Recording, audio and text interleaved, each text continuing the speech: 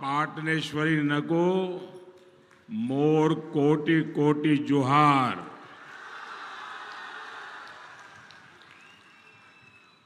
मां समलेश्वरी, मां सुरेश्वरी और मां लंकेश्वरी के चरणों में कोटि कोटि प्रणाम।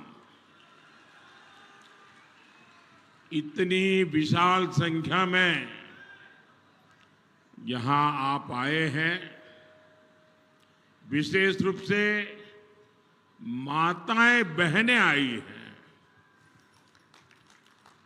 ये देख करके और जहां जहां मैं उड़ीसा में गया हूं, मैं साफ कह सकता हूं कि उड़ीसा में बीजेडी सरकार की विदाई का काउंटडाउन शुरू हो चुका है।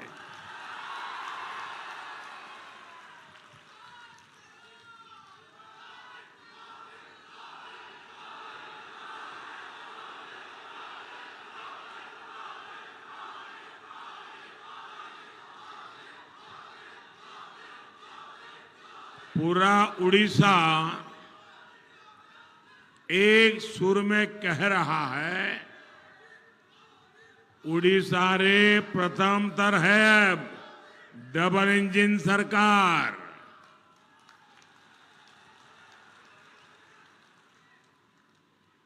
उड़ीसा में पहली बार डबल इंजन सरकार।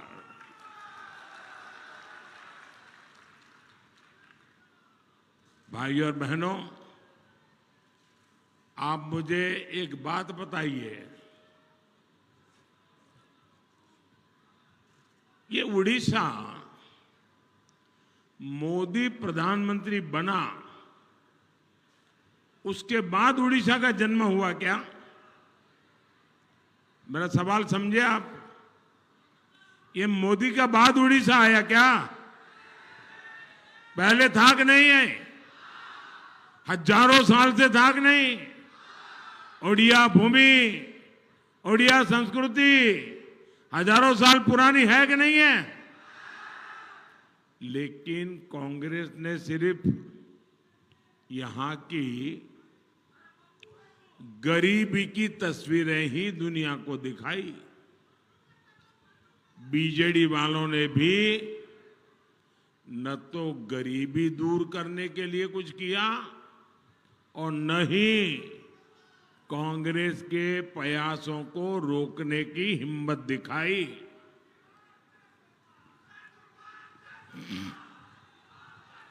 लेकिन साथियों, भगवान जगन्नाथ का ये बेटा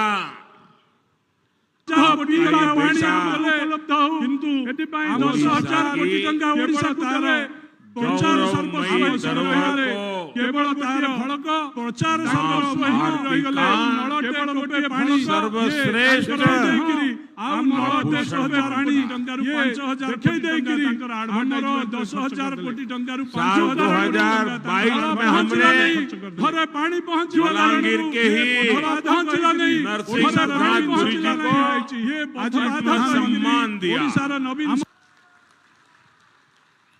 आप देखिए, इस वर्ष भी 4 ओडिया कलाकार विनोद कुमार पसायत जी, भागवत प्रधान जी,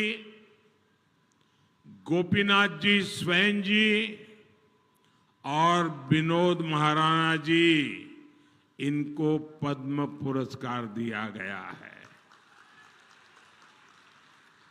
क्योंकि इन्होंने ओडिया कला संस्कृति की सेवा की है। जब दिल्ली में G20 सम्मेलन हुआ, पूरी दुनिया के बड़े बड़े नेता आए, तो मैंने वहां कोणार्क सूर्य मंदिर के चक्र के सामने खड़े रहकर उनकी तस्वीर खिंचवाई। और आज दुनिया के ये बड़े बड़े नेताओं के घर में ये कोणार्क के सूर्य चक्र वाली तस्वीर है, पूरी दुनिया में है। ये हमारी सरकार है जिसने ओडिया वीरता के प्रतीक पाइका संग्राम के मेमोरियल को स्वीकृति दी। हमारी सरकार ने पाइका संग्राम के सम्मान में एक सिक्का और डाक टिकट भी जारी किया। और सबसे बड़ी बात, ये भाजपा की सरकार है जिसने पहली बार एक आदिवासी बेटी को देश का राष्ट्रपति बनाया।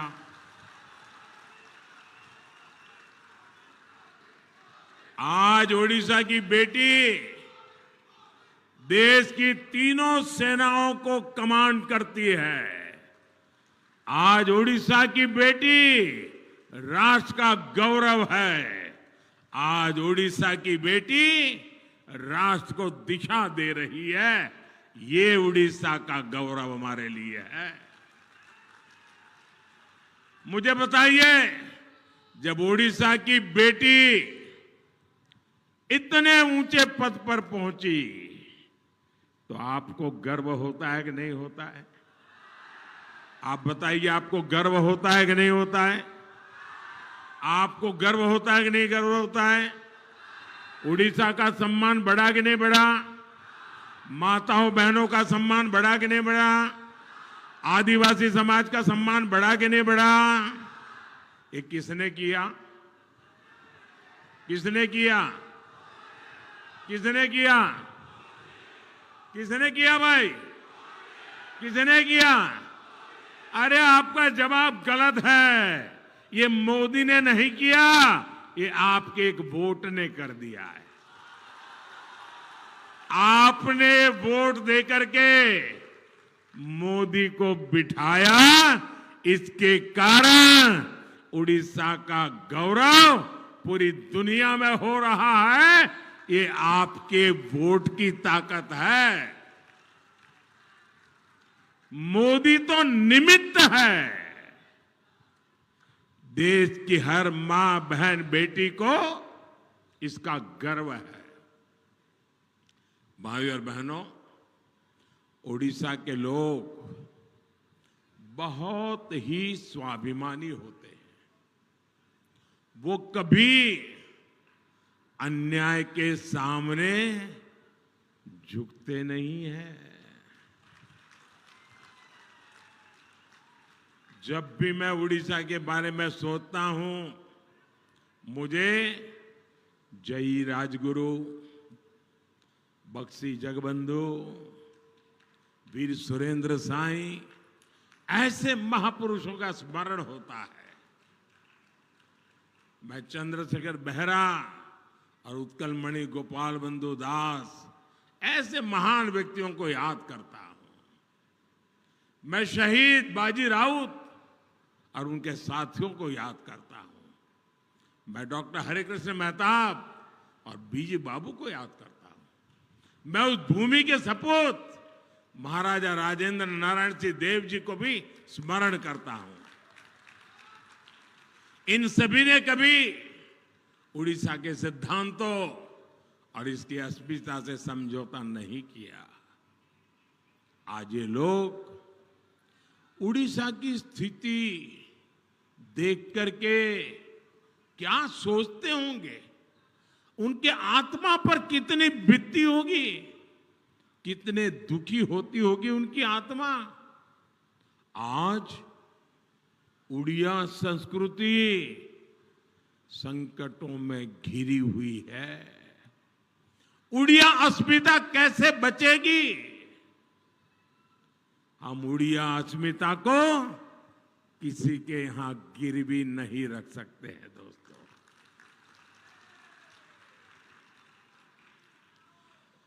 और इसलिए बीजेपी ने ठान लिया है कि वो उड़ीसा को इन संकटों से निकाल करके ही रहेगी। और भाइयों बहनों, आपको डायरी रखते हैं तो लिख लीजिए। आप लिख लीजिए 4 जून ये बीजेडी सरकार की एक्सपायरी डेट है।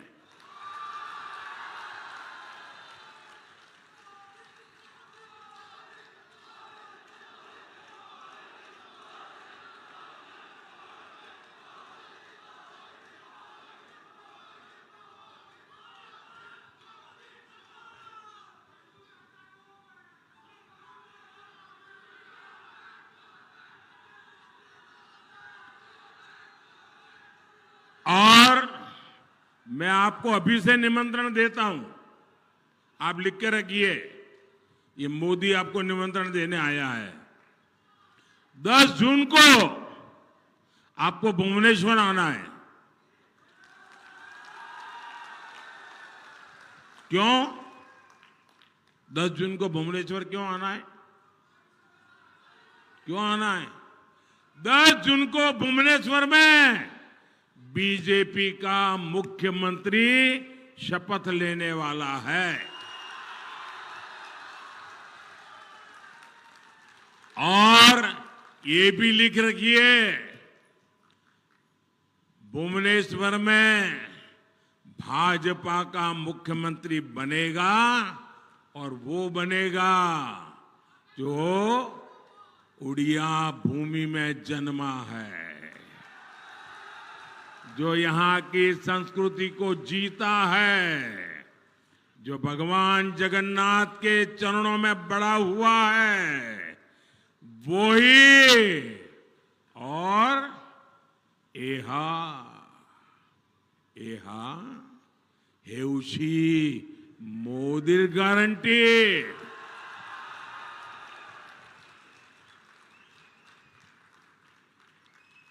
भाइयों और बहनों, ये उड़ीसा राज्य अमीर राज्य है। हिंदुस्तान के सबसे अमीर राज्यों में एक नाम उड़ीसा का है, लेकिन हिंदुस्तान के सबसे ज्यादा गरीबों का अगर कहीं रहना होता है तो उड़ीसा में होता है। यहां की जनता गरीबी से जूझ रही है। इतना धनवान प्रदेश, लोग गरीब क्यों है? 50 साल आपके बर्बाद हो चुके, 50 साल। अब उड़ीसा को बचाना है कि नहीं बचाना है? उड़ीसा की अस्मिता बचानी है कि नहीं बचानी है? उड़ीसा के बच्चों का भविष्य बचाना है कि नहीं बचाना है? और इसलिए मैं आज उड़ीसा के लिए आपसे आशीर्वाद मांगने आया हूं। भाइयों बहनों, आप मुझे पूरी ताकत से बताइए, ये हमारे उड़ीसा की ये बर्बादी हुई, इतनी संपदा, प्राकृतिक संपदा का भव्य खजाना है यहां, लेकिन यहां बर्बादी ही बर्बादी है। इसका गुनहगार कौन है? इसका गुनहगार कौन है? इसका गुनहगार कौन है? अब उनको विदाई देनी चाहिए कि नहीं देनी चाहिए? और अब तो आपके इलाके में मुख्यमंत्री आए चुनाव लड़ने के लिए, जरा गाजे बाजे के साथ विदाई कर दो भाई। अच्छा एक काम करना, अगर यहां आपके मुख्यमंत्री जो यहां से चुनाव लड़ने वाले हैं ना, और हमारे यादव जी उनके खिलाफ लड़ रहे हैं, शेर लड़ रहा है, शेर।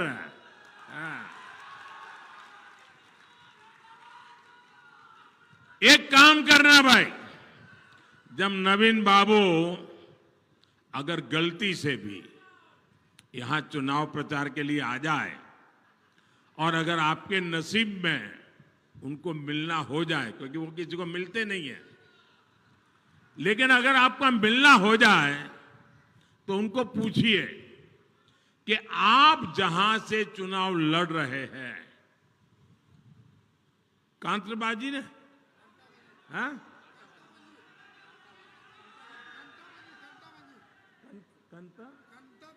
कंत्राबांजी कंताबांजी कंत्राबांजी ये कंत्राबाजी से चुनाव लड़ रहे हैं। उनको एक प्रश्न पूछोगे मेरी तरफ से? पूछोगे? नहीं पूछोगे भाई, 25 साल तक नहीं पूछा आपने, इसलिए आपकी ये हालत हुई है। उनको एक सवाल पूछना कि आप कांताबाजी से चुनाव लड़ रहे हैं, वहां के बिना कागज लिए, हाथ में कागज नहीं रखना है, बिना कागज लिए 10 गांवों के नाम बोल दीजिए, बस इतना पूछ लीजिए।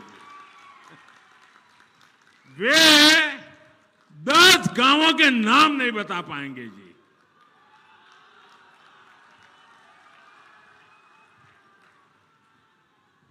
इतने साल मुख्यमंत्री रहे हैं और जहां चुनाव लड़ने आए हैं वहां के 10 गांवों के नाम बिना कागज बोल रहे हैं।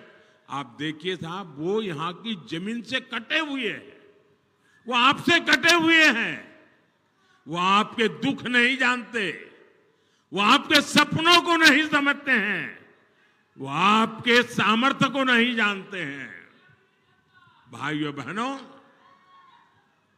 और इसीलिए हमारा उड़ीसा इतना धनवान होने के बाद भी यहां के लोग गरीब हैं। मेरे गुजरात में इतने उड़िया लोग रहते हैं, मैंने इनमें इतनी ताकत देखी है, इतना सामर्थ्य देखा है, इतने प्रतिभावान लोग हैं। मेरे गुजरात की आन बान शान बढ़ाने में काम कर रहे हैं, वो तो उड़ीसा के लिए बहुत कुछ कर सकते हैं भाई। आपने करीब 25 साल तक बीजेडी को अवसर दिया। बीजेडी नेताओं के पास बंगले हो गए, गाड़ियां आ गई, लेकिन यहां से नौजवान दादन के लिए मजबूर है, पलायन के लिए मजबूर है।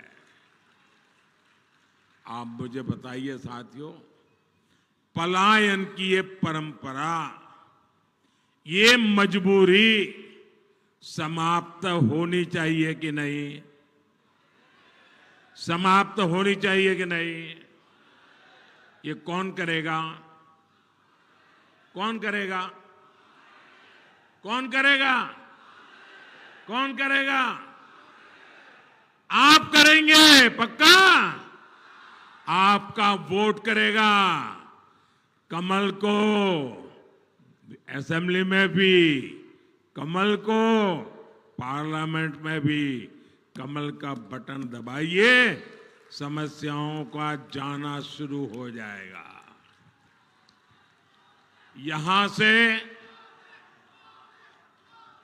हमारी साथी बहन संगीता कुमारी सिंहदेव जी लोकसभा का चुनाव लड़ रही है और विधानसभा के हमारे कई विधायक साथी चुनाव लड़ रहे हैं। मैं इन सबसे आग्रह करूंगा, जरा जो कैंडिडेट है वो आगे आ जाए। ये हमारे मजबूत साथी हैं जो आपकी समस्याओं को दूर करने वाले हैं। मैं 1 मिनट उनको पास जाके आता हूं।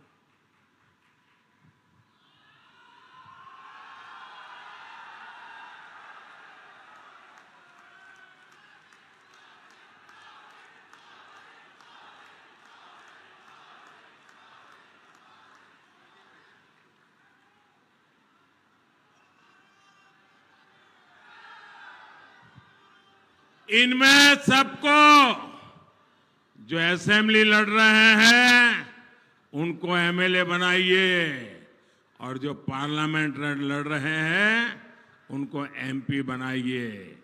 और आप देखिए, आपके देखते देखते ही बदलाव साफ साफ नजर आना शुरू हो जाएगा।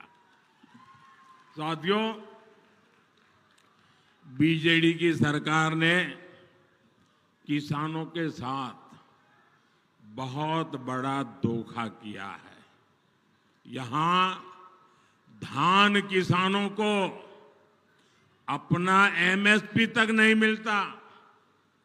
यहां धान मंडीली घोटाला होता है। किसान का बहुत बड़ा हिस्सा कटनी छटनी में चला जाता है। 2200 रुपये के आसपास का एमएसपी तय है, लेकिन लोग बताते हैं कि 1600 1700 रुपये में ही किसानों को मिल पाता है। 500-600 रुपया कट। इसलिए अब उड़ीसा भाजपा ने बहुत बड़ी घोषणा की है। उड़ीसा भाजपा ने कहा है, आप एक एक किसान को बताएंगे, एक एक किसान को बताएंगे। जरा हाथ ऊपर करके बताइए तो मैं बोलूं। एक एक किसान को बताएंगे, हर किसान को समझाएंगे। बीजेपी ने क्या वादा किया है? बीजेपी ने कहा है कि धान किसानों के पास से 3100 रुपया का, यानी जो 1500-1600 है, उसके सामने 3100 रुपये का एमएसपी धान किसानों को मिलेगा। भाइयों, डबल हो जाएगा। ये किसानों को बताओगे? अगर किसानों को नहीं बताओगे, वो तो फिर जैसे जीता है वैसा जीता रहेगा। तो इतना काम कर दोगे ना, भुवनेश्वर में सरकार बन जाएगी। और उनको ये भी बता दीजिए कि मोदी की गारंटी है कि बीजेपी की सरकार बनने के बाद जैसा ही आपका धान लेंगे, 48 घंटे में आपके खाते में सीधा पैसा जमा हो जाएगा। देखिए, आपने यहां उड़ीसा के बगल में छत्तीसगढ़ है। छत्तीसगढ़ में भी भाजपा ने गारंटी दी थी और पहले 30 दिन में ही ये गारंटी पूरी कर दी। यहां के किसानों को छोटे छोटे खर्चों के लिए चिंता ना करनी पड़े, इस पर भी भाजपा का ध्यान है।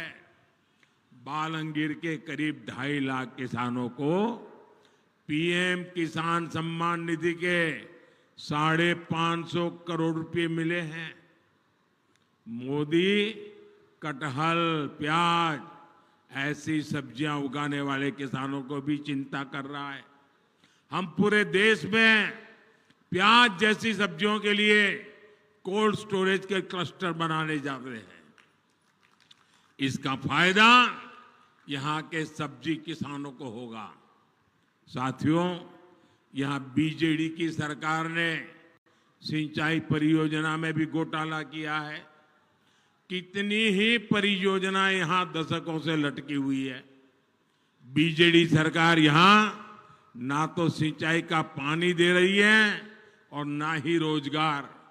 उड़ीसा की जनता कब तक ऐसी जिंदगी जीती रहेगी? आपकी जिंदगी में बदलाव लाने की गारंटी मोदी देता है। हम सिंचाई का पानी भी देंगे, हम रोजगार के अवसर भी देंगे।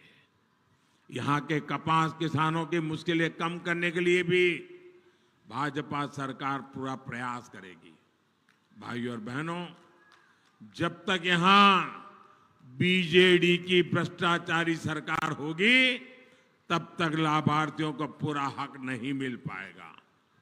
एक परिवार को जो कुछ चाहिए वो मोदी उपलब्ध कराने में जुटा है। पक्का घर, शौचालय, बिजली, गैस का सिलेंडर, नल से जल, और ये मोदी की योजनाएं हैं। अब मुफ्त चावल भी दिया जा रहा है। बालंगीर में करीब 2 लाख परिवार ऐसे हैं जिनको पक्के घर, मुफ्त बिजली कनेक्शन और नल कनेक्शन मिले हैं, ये तब है जब यहां बीजेडी सरकार इन योजनाओं में लूट खसूट करती है। यहां भाजपा सरकार बनेगी तो हर लाभार्थी को पूरा लाभ मिलेगा। साथियों, भाजपा सरकार के प्रयासों से पिछले 10 साल में 10 करोड़ बहनें, यह आंकड़ा बहुत बड़ा है, 10 करोड़ बहनें स्वयं सहायता समूहों से जुड़ी है। मोदी ने इन समूहों से जुड़ी 3 करोड़ बहनों को, मेरी माताएं बहनें यहां बैठी है, मोदी का लक्ष्य है मुझे तीसरी बार सरकार बनाने के बाद 3 करोड़ महिलाओं को लखपति दीदी बनाना है। इस देश में गांव में 3 करोड़ लखपति दीदी बन जाए ना तो पूरी इकोनॉमी बदल जाएगी। भाइयों बहनों, ये काम करना है। भाजपा सरकार होम स्टे के निर्माण के लिए भी, क्योंकि उड़ीसा में टूरिज्म की बहुत संभावना है, होम स्टे टूरिज्म के लिए बहुत उपयोगी बिजनेस हो गया है। जो बहनें होम स्टे की व्यवस्था खड़ी करना चाहते हैं, ऐसी महिलाओं को भाजपा सरकार मदद करने को तैयार है। ओडिशा भाजपा ने यहां की बहनों के लिए सुभद्रा योजना बनाने की भी घोषणा की है। महिलाओं को इससे बहुत मदद मिलेगी। ये योजना उनका बड़ा संबल बनेगी। महाप्रभु जगन्नाथ के आशीर्वाद से ये गारंटी भी पूरी की जाएगी। मोदी सरकार पहले ही माता बहनों के लिए पोषण अभियान चला रही है। गर्भावस्था के दौरान हर बैंक के खाते में, हर बहन के खाते में मैं दिल्ली से 6,000 रुपया भेजता हूं, लेकिन ये पैसे उड़ीसा की मेरी बहनों को मिल नहीं पाते, क्योंकि उड़ीसा सरकार ने यहां इस योजना पर रोक लगा रखी है। बताओ, अब गरीब माताओं बहनों की सेवा भी न करने दे, ऐसी सरकार की कोई जरूरत है क्या? यहां की सरकार को आपकी कोई परवाह नहीं है।